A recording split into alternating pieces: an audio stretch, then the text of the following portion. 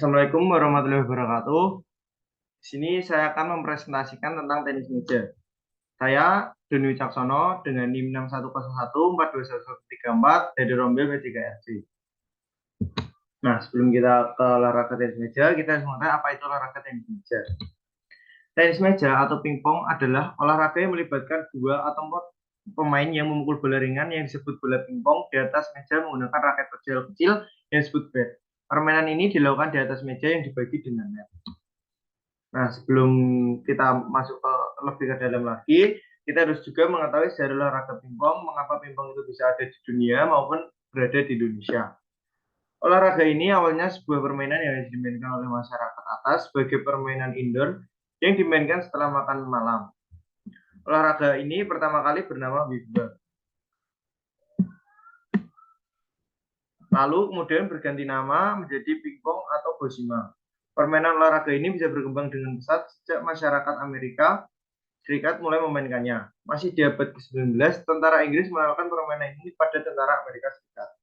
Dari sini tenis meja mulai merambah ke beberapa negara dan menyebar hingga ke beberapa negara Eropa dan Amerika.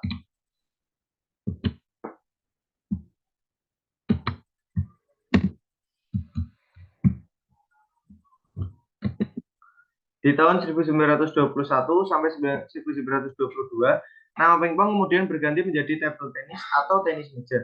Pada tahun tersebut, ada sebuah organisasi yang dicetus sebagai bentuk perwakilan pemain tenis meja di dunia. Organisasi tersebut diberi nama Federation International de Tennis Table atau International Table Tennis Federation. Nah, setelah itu ada sejarah tenis meja di Indonesia. Pertama kali tenis meja di Indonesia hanya untuk diperbolehkan dimainkan oleh para kolonial Belanda.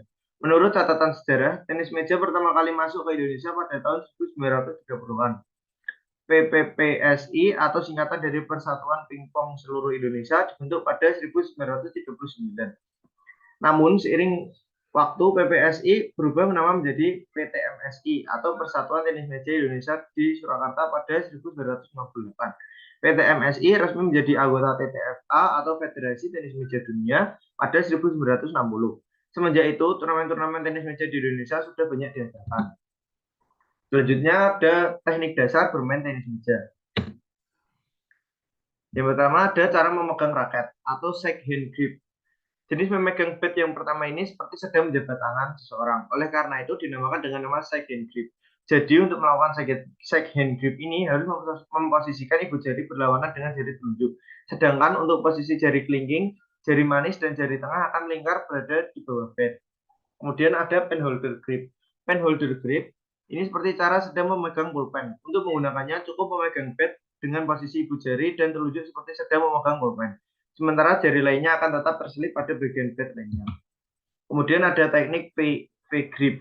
Teknik memegang bat berikutnya adalah cara memegang bat dengan bentuk V atau melakukannya bisa dengan cara berikut. 1. Gunakan bat yang telah dimodifikasi. 2. Cukup genggam tangkai bat dengan jari telunjuk dan jempol pada sisi forehand. 3. Jari-jarinya menggenggam tangkai bat pada sisi backhand. Yang selanjutnya similar grip. Teknik ini berarti pegangan yang juga merupakan pengembangan dari pegangan atau variasi second grip. Berikut cara melakukannya. Yang pertama, pegang bat dengan pegangan second grip. Putar bagian atas bat dari 90 derajat ke arah tubuh. 3. Lakukan jari telunjuk di sepanjang sisi bat. 2. Yang harus diperhatikan yaitu adalah langkah kaki atau footwork. Teknik selanjutnya yang perlu diperhatikan ini adalah langkah kaki atau footwork. Ini sangatlah penting dalam olahraga ini. Langkah kaki dibedakan menjadi dua bagian, yakni nomor tunggal dan nomor ganda. Langkah kaki yang digunakan pada nomor tunggal pasti akan digunakan pada nomor ganda. Tapi langkah kaki pada nomor ganda tidak digunakan pada nomor tunggal. Penggunaan langkah kaki ini disesuaikan dengan antisipasi jarak antara bola yang datang dengan posisi pemain. Jika jarak antara bola yang datang dengan posisi sangat dekat, maka lakukan gerakan maju satu langkah. Tapi jika bola yang datang terasa jauh, maka lakukan 2-3 langkah kaki. Yang ketiga, ada pukulan. Yang pertama adalah basic stroke. Jenis pukulan pertama adalah basic stroke yang merupakan pukulan dasar. Pukulan ini sangat penting untuk kita kuasai karena menjadi pukulan yang paling sering digunakan. Teknik pukulan dasar ini adalah mengayunkan bat ke arah bola dengan gerakan lurus. Yang selanjutnya forehand.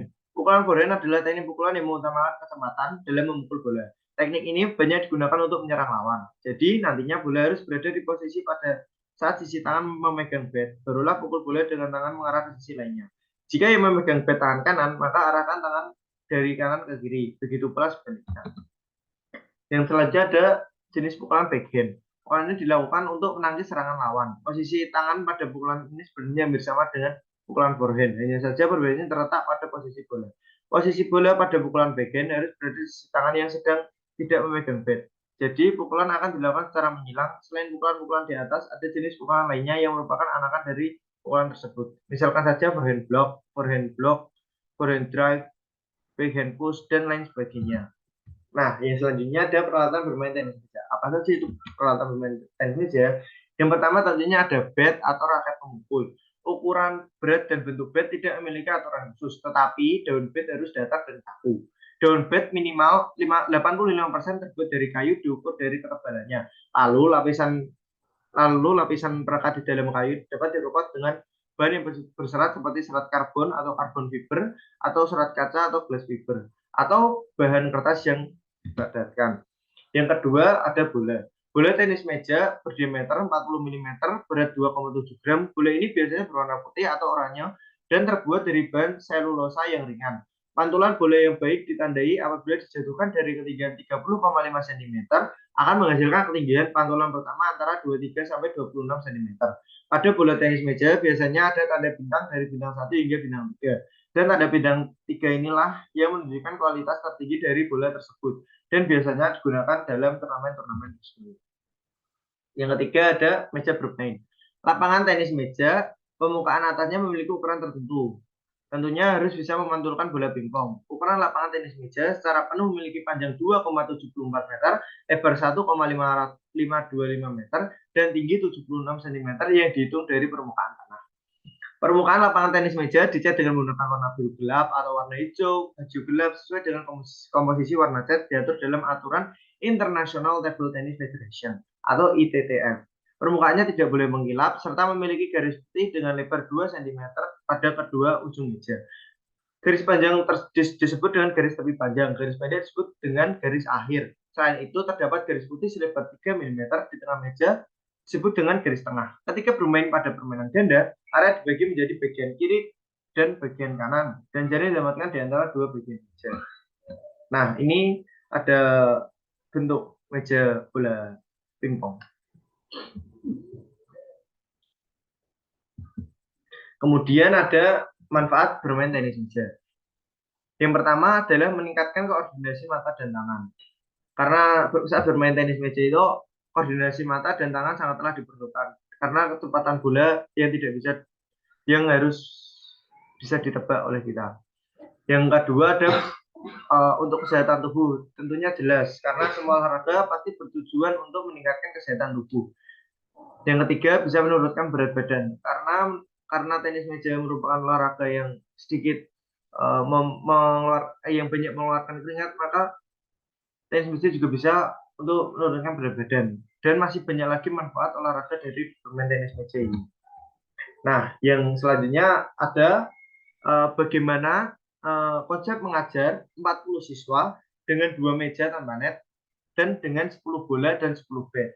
Berikut ini adalah konsep cara mengajarnya menurut saya sendiri. Yang pertama, sebelum memulai, alangkah baiknya untuk berdoa agar diberi kelancaran. Karena apapun yang harus kita mulai, tentunya harus kita awali dengan doa agar tidak terjadi sesuatu yang tidak diinginkan. Nah, yang kedua, melakukan pemanasan dengan membentuk lingkaran dan bimbing salah seorang siswa di tengah. Jadi kita semisal ada 40 orang siswa, kita membuat lingkaran besar, kemudian salah satu dari seorang siswa tersebut mencontohkan bagaimana cara pemanasan. Nah, yang ketiga, sebelum bisa melakukan permainan kecil agar awal pembelajaran murid sebelum kita memasuki pembelajaran tentang pingpong, kita harus bisa merelaksasi murid-murid kita agar dengan permainan-permainan kecil agar saat masuk ke dalam permainan itu dalam keadaan hati senang dan gembira. Permainan kecil contohnya bisa saja seperti tangkap-tangkap jadi-jadian, semisal ya banyaklah permainan kecil. Yang keempat, setelah itu baru kita menjelaskan secara singkat dan dasar tentang tenis meja. Nah, kita kepada anak murid kita itu harus bisa menjelaskan secara singkat apa itu tenis meja dan bagaimana cara memainkan tenis meja dan apa saja alat yang yang diperlukan secara singkat saja, tidak perlu muluk-muluk. Yang kelima, memberitahu teknik pegangan yang tepat, segen maupun penhold. Kenapa saya hanya mengajarkan dua teknik ini? Karena teknik ini adalah teknik yang sering dipakai untuk para atlet pemain bola pingpong dan banyak dipakai oleh orang biasa karena pemegangannya yang mudah. Yang pertama ada second grip backhand. Bisa dilihat dari gambarnya seperti itu pemegangannya dan second grip forehand. Bisa dilihat juga. Terus yang di bawahnya itu ada pemegangan penhold. Penhold itu seperti kita memegang bolpen. Nah, yang belakangnya juga yang pada bagian-bagiannya juga seperti itu. Kalau segen itu seperti kita berjabat tangan. Selanjutnya baru memasuki permainan. Nah, di sini saya akan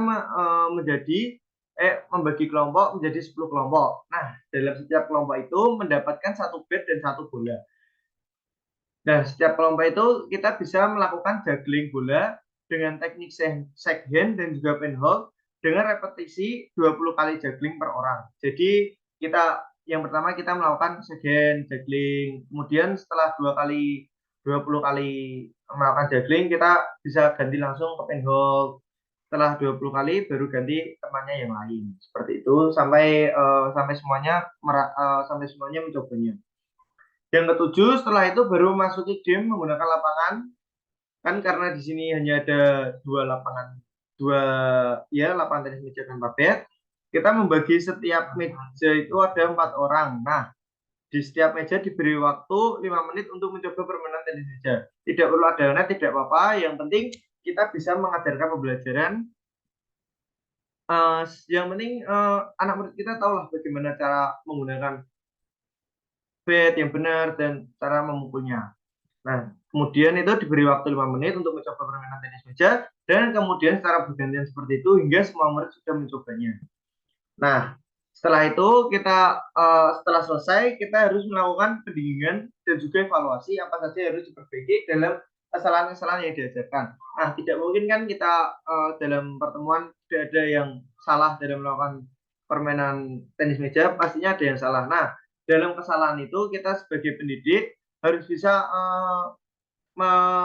mengevaluasi apa kesalahan murid kita, entah itu footwork-nya, entah itu pukulannya, entah itu cara memegang bat-nya, atau apapun itu yang menjadi kesalahan-kesalahan agar nantinya bertujuan para murid kita itu bisa lebih baik untuk bermain pingpong ke depannya. Nah, sekian itu mungkin presentasi yang dapat saya sampaikan. Apabila ada kesalahan atau apapun itu, saya memohon maaf. Wassalamualaikum warahmatullahi wabarakatuh.